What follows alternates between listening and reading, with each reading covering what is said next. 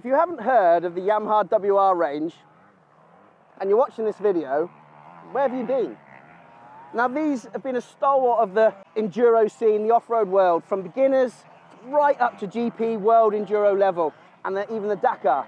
Today, we're here at Rogers Hill Raceway in beautiful Dorset on a blustery winter day, and we're going to try the new 2022 Yamaha WR250F.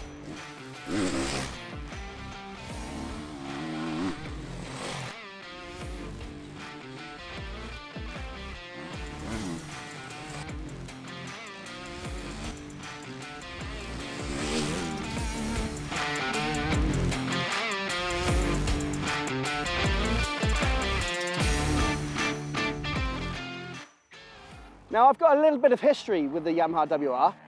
It was my first proper off-road enduro bike back in 2005 when I rode the 6-day enduro for the first time. I was on a WR250.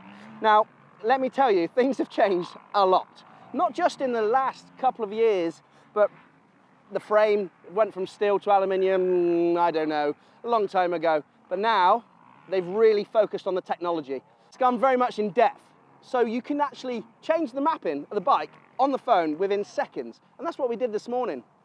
So we started off on let me say, a very wet track, stubble field, which is a great place to really test these enduro bikes, and the mapping was in enduro, a standard sort of mode, and then we progressed to the motocross track. We actually put the motocross mapping into the enduro bike, and it was night and day different, and it really surprised me how good and how programmable this bike is. It's a user-friendly bike from the very, very novice beginner, trail riding, bit of TRS stuff, a bit of a amble out on a Sunday afternoon, all the way up to top flight world championship enduro.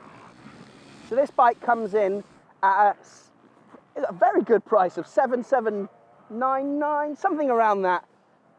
And actually, it's one of the cheaper enduro bikes on the market, and you get a lot of bang for your buck. A lot of technology and a lot of upgrades to this bike. I'm impressed. So with numerous upgrades from the front disc, a stronger mount, bigger disc, more stopping power at the front, to engine tweaks and suspension tweaks. So there has actually been a lot of changes, and do you know what? It's made the bike from a trail bike to an actual race bike. So we started out today here in the stubble field, and yeah, I was a little bit rusty. I haven't ridden in the wet for a while, believe it or not, even living in Wales. Then we moved over to the harder extreme stuff. Now this is where I struggled a bit on the bike. Maybe I'm used to the bigger bike, the 450 at the moment, and my size, it was a little bit off the bottom, not so aggressive as I wanted. As soon as we got on the motocross track though, things changed, and it actually felt super planted. You could actually ride the bike very hard and aggressively, and it pulled and pulled and pulled. I didn't really run out of gears. There's 6 of them now. Did I mention that? Well, I have now. It's 6 gears, and it is a proper weapon. If you want to go for an amble on the weekend, it's a great bike. If you want to race on the weekend, again, it all can be done. For me, a little bit of a heavy rider, I definitely have a bit of a change on the exhaust.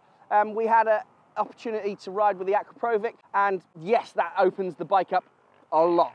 And it was a new beast again. So with a few tweaks here and there, for me, I changed the suspension. Not change it, I just set it up for me. I'm a bigger rider, and the exhaust. And then you've got a bike that can do everything. Well done, Yamaha. You've done good. Good job.